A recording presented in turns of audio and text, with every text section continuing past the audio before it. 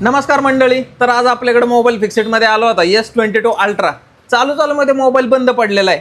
तर मोबाईल हा आधी लोगोला स्टक होता, त्यानंतर हा मोबाईल आता पूर्णपणे बंद पडलेला आहे। तर यामध्ये सगळ्यात महत्त्वाचं म्हणजे जो युजर असतो त्याचा असतो डेटा। तर आपण डेटा यामध्ये 100% रिकवर करून देतो। पण याच्या आधी काय होतं की मोबाईल बंद पडला की आपण काय करतो, YouTube सर्च करतो आणि YouTubeला सर्च केल्यानंतर आपण काय करतो, रिकव्हरी मोडला जाऊन हा डेटा याचा आपण पहिल्यांदा वाईप करून टाकतो। डेटा वाईप केल्यानंतर तरी पण मोबाईल चालू होत नाही, कारण याचा मोबाईलचा जो मोठा प्रॉब्लेम आहे तो असतो CPU, रॅम आणि त्याची जे सँडविच बोर्ड असतो त्या लेयर मधून। तर आपण यावरती एकदम प्रोफेशनल पद्धतीने काम करतो आणि तुमचा डेटा तुम्हाला मिळून देतो 100%।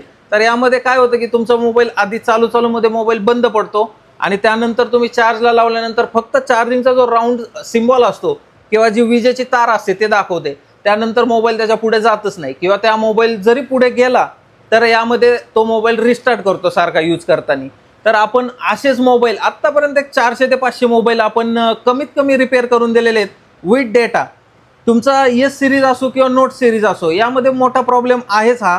तर आपल्या शॉपला यासाठी व्हिजिट करा मोबाईल फिक्सेटला। आपण हे प्रॉब्लेम एकदम प्रोफेशनल पद्धतीने तुम्हाला रिपेअर करून देतो विथ डेटा। डेटाची तुम्हाला काहीच काळजी करायची गरज नाही, 100% तुमचा डेटा भेटणार आहे। त्यासाठी आपल्या शॉपला व्हिजिट करा मोबाईल फिक्सेटला, आपल्या शॉप वाकडमध्ये। धन्यवाद।